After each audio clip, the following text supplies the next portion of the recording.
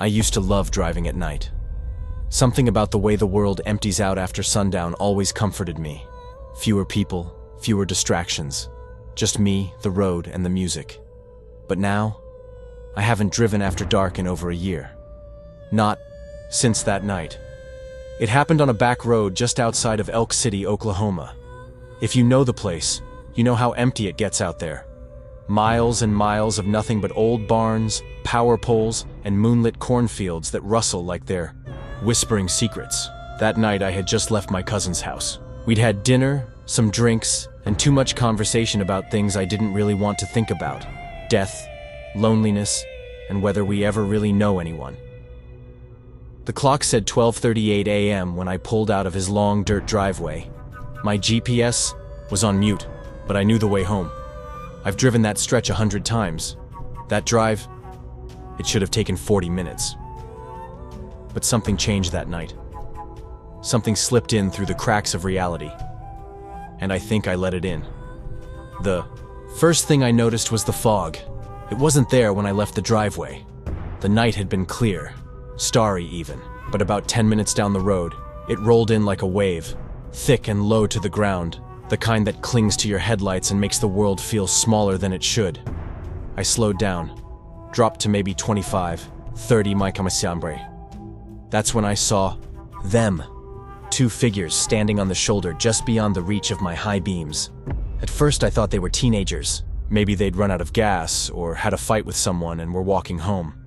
But as I got closer, I saw that they were younger. Kids. Just standing there. No bikes, no flashlights, no parents in sight. Nothing around them but the fog and the two-lane road. I tapped my brakes. They didn't move. One was slightly taller than the other. The smaller one had their arms wrapped around themselves, like they were cold.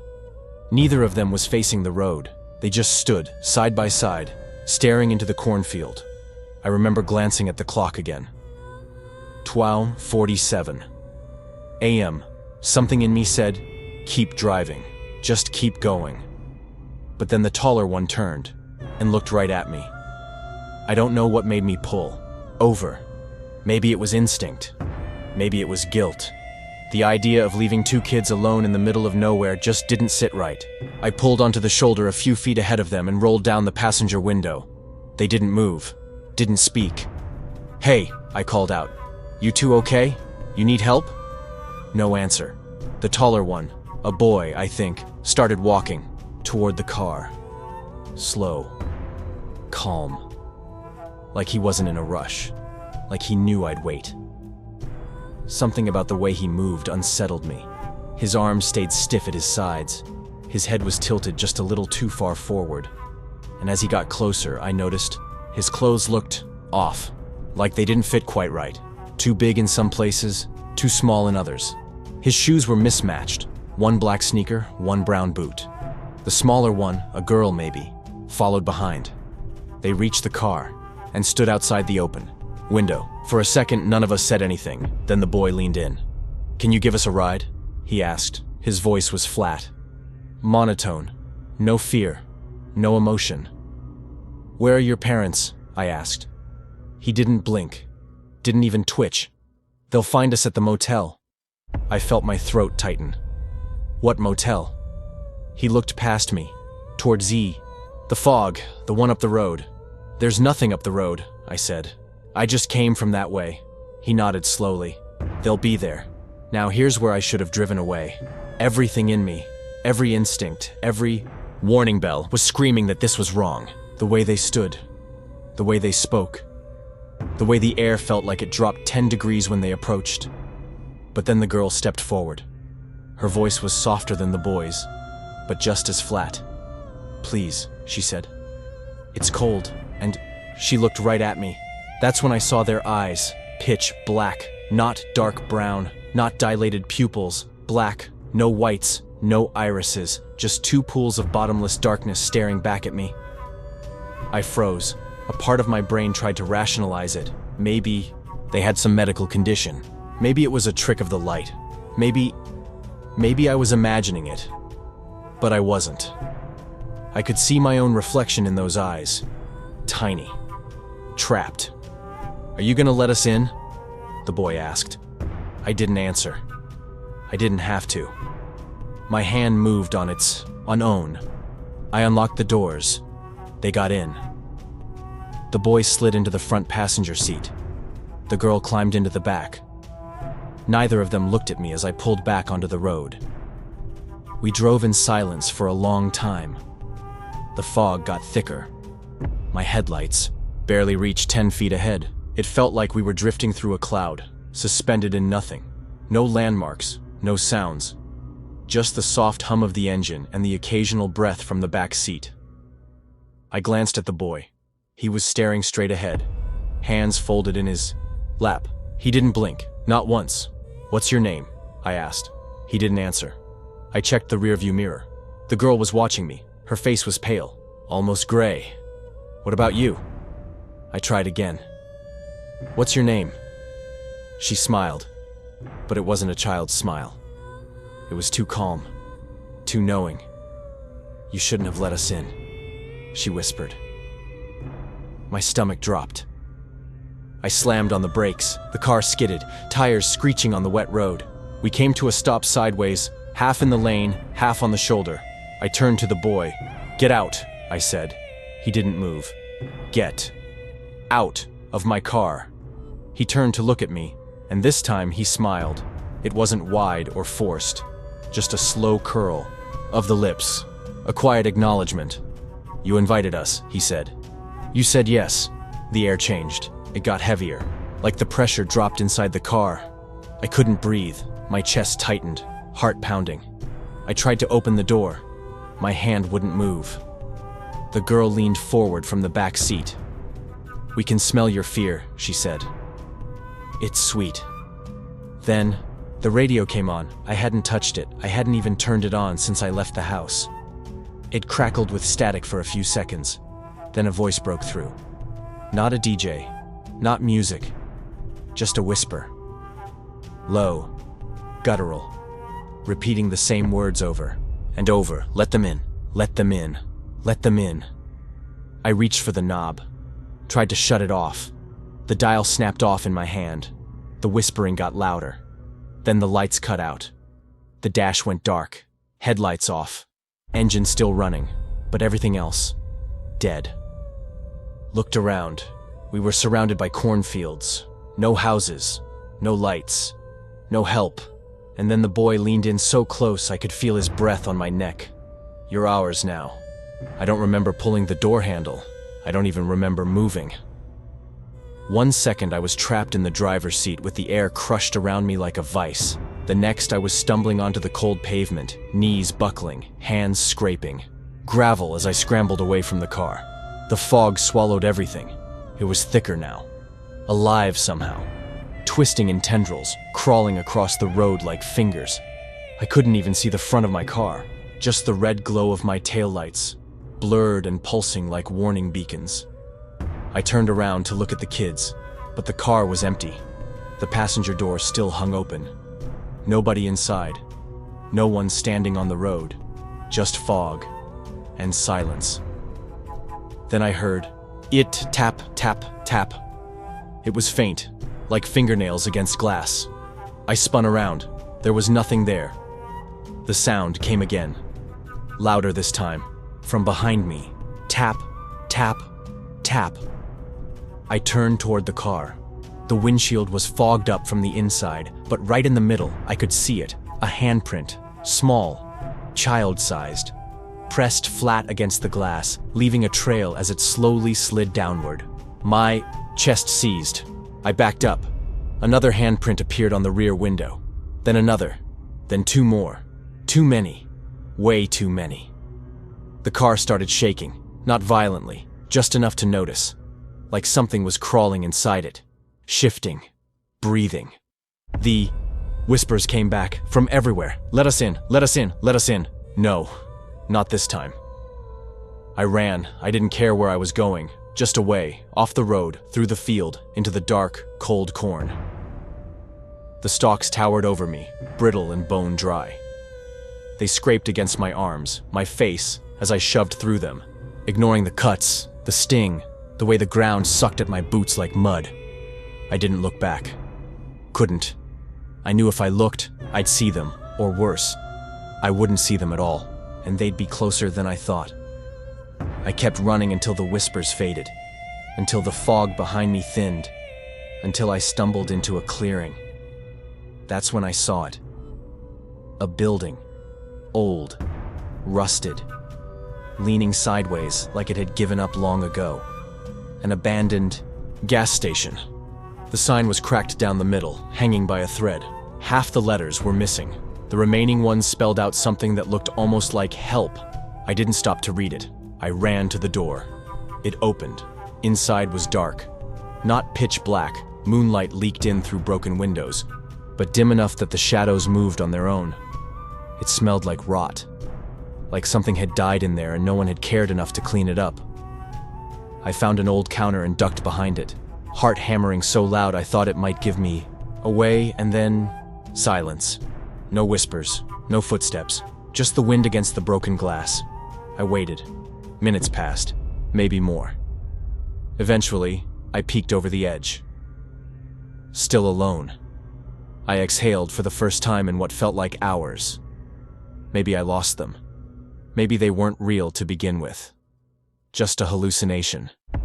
A waking nightmare brought on by exhaustion or something. I ate. Maybe... Can we come in now?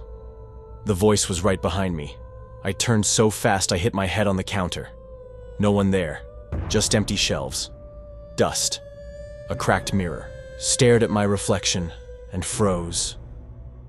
There were two shadows behind me in the glass, but when I turned around, nothing.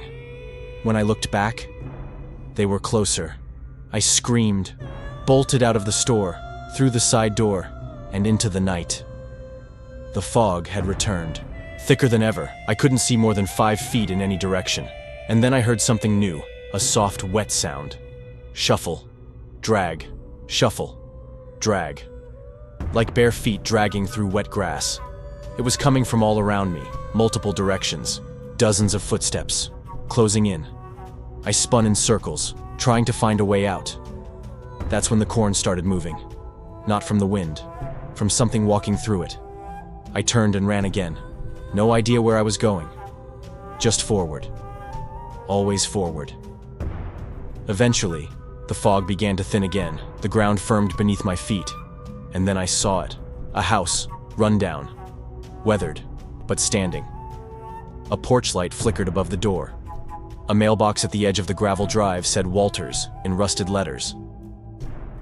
I didn't care who lived there. I just knew I had to get inside.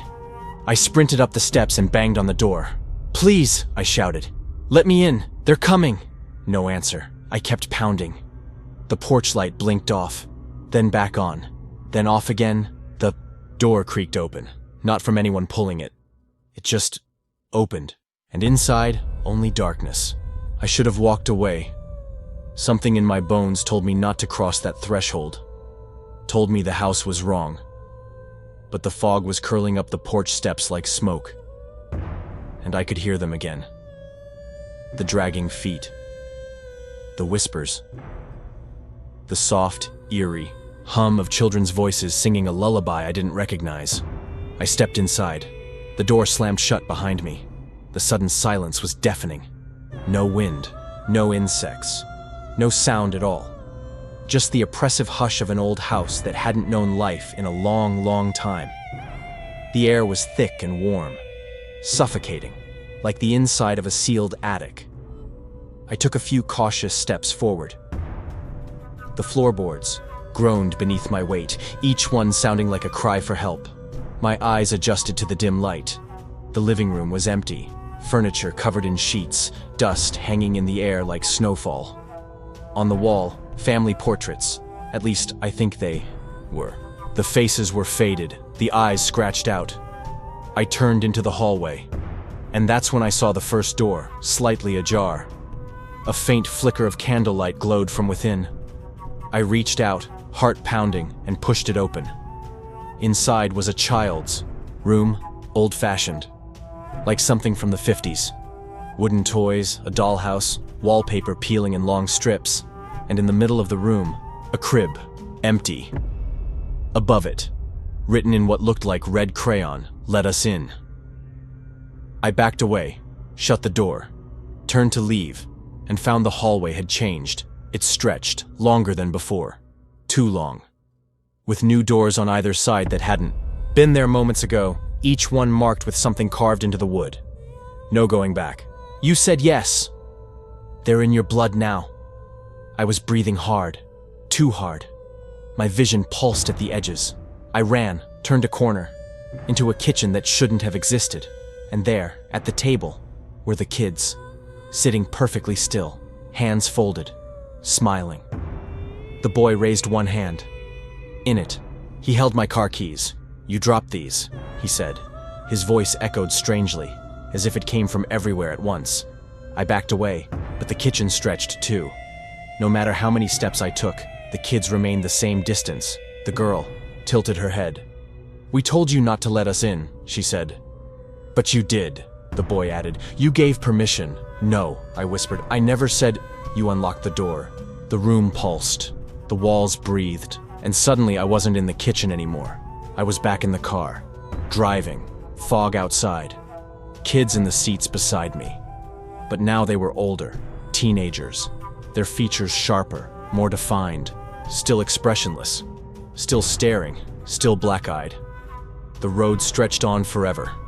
Same patch of cornfields, same flickering power lines, same dead silence. "What? What is this?" I muttered. The boy answered. "This is where you stay now." "You're part of it," said the girl. They spoke in unison now. "You opened the door. You let the shadow in." And then they turned to me. Together, their smiles wider, their skin pale as bone, their mouths slowly opening, revealing rows of teeth that went back farther than a human skull should allow. And from somewhere deep inside them, a sound began to rise, like screaming. But it wasn't coming from them. It was coming from me. My eyes snapped open. I was back, on the country road, in my car, alone. No fog, no children. The radio was off. The clock read 2:13 a.m. I pulled over and stumbled out of the vehicle, hands shaking, lungs heaving. I checked the back seat. Empty. I checked the passenger side. Empty. Nothing but the sound of crickets and the hum of distant power lines. Like nothing had ever happened, except there were small handprints on the inside of the windshield. Dozens of them. I drove home like a ghost. Didn't stop. Didn't speak. Didn't think. I got inside, locked the doors, and collapsed on the couch. I thought maybe it was a dream. A psychotic break. Something I'd imagined during some bizarre fugue state. But the handprints were still on the glass the next morning. And they wouldn't wash off. I had the car detailed, traded it in 2 weeks later. But that didn't stop what came next. Because now, they follow me, everywhere. They don't always show themselves. Sometimes it's just the cold air in a room that was warm a second ago. Sometimes it's a knock at the door at 3:33 a.m., but when I check, no one's there. Sometimes it's the whisper of a lullaby through the static of the television when it's unplugged. And sometimes I wake up to find muddy footprints on my bedroom floor, child-sized, leading from the door to the side of my bed. I tried to leave the country, went as far as Iceland for a job. Didn't help. One morning, a coworker brought her nephew to the office. The kid stared at me the entire time. Didn't speak, just watched. And when I finally asked what he was looking at, he said, "You've got them inside you." Then he smiled, and his eyes turned black. I don't know what they are. Demons? Aliens? Some old folklore spirit that predates our understanding of evil? All I know is, I let them in, and now they're in me. And now I'm telling you this, because one day, you might see 2 kids standing on the side of a country road, alone, still, waiting. And when you do, don't stop.